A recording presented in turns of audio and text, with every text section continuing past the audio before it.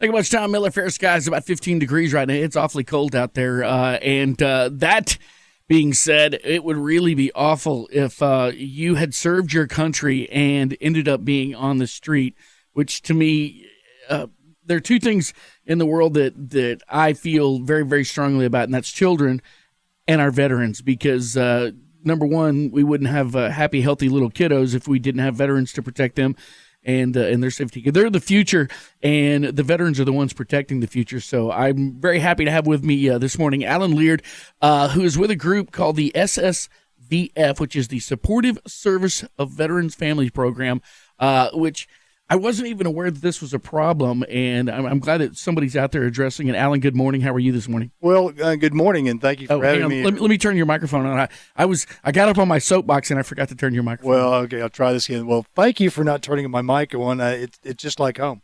But anyway, thank you for being here. Your station, of course, is very supportive of the veterans, and this program is directed right towards veterans. Mm-hmm. It's a rapid rehousing for homeless veterans. And you said something that's pretty remarkable. You'd said, that didn't know that was a problem. Well, that is the problem. That is the problem, obviously, yeah. Because, we have found out that, there's a big issue with veterans that are coming back from far back as Vietnam that experiences problems with homelessness. And particularly now when we've got these young men coming back, not really acclimating that well to the real world, and they have problems, and they're invisible in southern Oklahoma. That's why we're doing this program. It's the SSVF program. It's Supportive Services for Veterans and Veterans Families. It's a rapid rehousing program where we take homeless veterans off the street, or keep them from becoming homeless if they're in threat of being homeless. Right. And I want to say, and I've said this in before, is we're doing this not as because we're the nicest people in the world. We're repaying a debt. These guys went over there and they did things. Absolutely. And they served us, and we owe it to them. And the very least you can do as a society and as the United States is to make sure the minimum we do to them is make sure that they have housing. Mm-hmm. Yeah. Well, we wouldn't be living in the free society that we live in today without them. So, absolutely, you're right. How bad is this problem? I mean, do we have statistics, population, or how many people are in this danger zone? Well, in the 24 counties that we're serving right now, we have put down, and we will probably exceed 300 families. That's wow. For 300 veterans and maybe even more families. Right, with that are homeless. Yeah. And we're talking about the sad part of southern Oklahoma is, and this program was originally for Phoenix, Oklahoma City, Tulsa, large metropolitan areas, Dallas. Right. And we said, wait a minute, southern Oklahoma has the same issue. We got the same veterans. As a matter of fact, when you think about it, the rural counties, the rural cities in all the United States, that's where your soldiers come from. That's where your boots on the ground usually are, because we always volunteer, we always serve, we always support our country. Yeah. And it's just as bad here as any place else. As far as statistics, you can do statistics day in and day out and never know what the real story is till you get out there in the streets and start working it. Well, when we started doing that, we suddenly discovered that, yes, they're there, and we're already serving them. We've only been in operation for 13 days. Whoa! And we've already got a number of veterans that we've already helped. Uh-huh. We've got a number of veterans that we're doing active, eligibility screenings on. And, if you live in your listening area here, we have an office here in here in Ardmore, uh-huh. And we will send our case managers out to the other communities. If they can't get in here to our offices on Washington, we'd be happy to send our case managers out. And if you've got a veteran that you don't even know, so maybe they need services, maybe they don't, maybe you're not, they may be homeless. We'll do the assessment. We want to help every veteran that's in threat of being homeless or is homeless.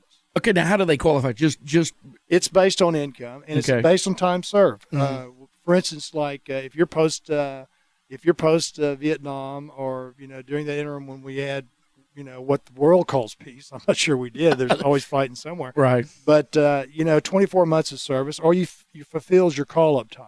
Right. and you have anything but a dishonorable discharge, if you qualify for veterans health benefits, you qualify for this program. Okay. Well, there you go. Okay. Now, what services are you offering?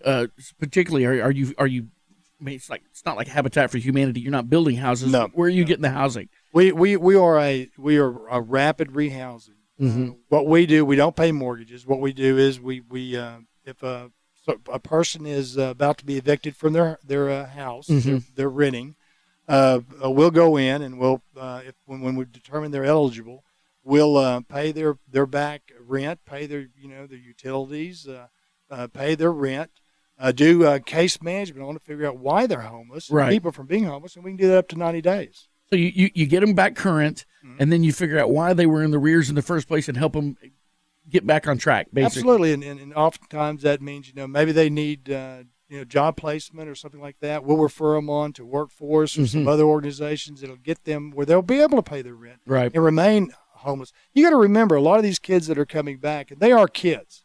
They're men when they come back.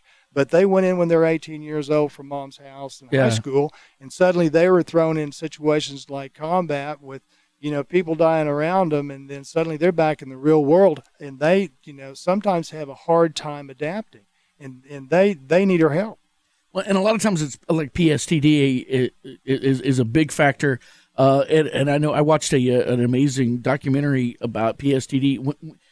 When they came back from Vietnam, there was no such thing as PSTD. They called them shell shocked, and I mean they didn't even want to say they had a problem. Number one, and that actually remains today. That stigma stays, and it shouldn't. It really shouldn't. Right. My brother spent 2 tours in Vietnam during the Tet Offensive, right? And when he came back, there wasn't PTSD. It was just called, buck up. Yeah, exactly, exactly. And that's the way World War II was, and everything else. These guys are coming back, quietly suffering from problems that only Vietnam veterans and combat veterans can understand. Yeah. And unfortunately, as the world progresses, combat progresses, and it gets even uglier and worse. So these people are just seeing terrible things. Okay, now where are your offices located, and how can people get in touch with you guys if they know someone? And I know a lot of times people that are in these situations, they don't want to ask for help. They don't. So maybe somebody else needs to say, "Hey, John Smith needs help," or Jane Doe needs help. I'm going to find out some information and get that to them. How can these people kind of bridge that gap? Well, absolutely. And I want to say, pride is the backbone of the military. True. And when they come back, there is a pride thing. But this is not, we are not doing something other than what we're paying back a debt. Absolutely. So, and this is the best way we know how to do that. If you know a vet that may be in threat of being homeless or is homeless, all you have to do is call our offices or go by them. They're at 16 South Washington, and speak with Stephanie Jefferson. She's our case manager down here. Right. Or you can call her, 580-490-3595. And like I said, if even there's a question, we'll do the intake, and we'll determine the eligibility and the need, and there's no place we won't go. Absolutely. Well, there you go. Thank you very much, Allan, for chatting with us this morning and bringing this to light. And, congratulations on 13 days and already be off and running. It sounds like you guys are gonna attack this, just like we would expect a military personnel to do. He's wearing a Navy sweatshirt, and I just want you to know I haven't called you an anchor clanker once. Well, let me remind you of something. I have I'm godparent to 2 Naval Academy graduates. One of them was flying fighters off of a flat top, and the other, of course, was the first female all-flight crew on the carrier version of the AWAC, and was on the Carl Vinson when they got Osama bin Laden. Oh, awesome. Very cool. Yeah. Well, and I only say that because one of my very, very good friends is Chief Petty Officer David Shane Nicely. So I rib him a lot about being in the Navy. Well, could you possibly repeat after me just 1 second? I'll try. Say, go Navy. Go Navy. Beat Army. Oh, my dad was in the Army. I don't think I can do that at all. Okay. Let's just say this: go military, and God bless you all. Thank you. Thank you for everything. Thanks to Station 2. No problem, man. If you heard any of that, missed any of that, and need more information, we're going to be posting this interview on our website, and we've also got the contact information here. So call us if you need it.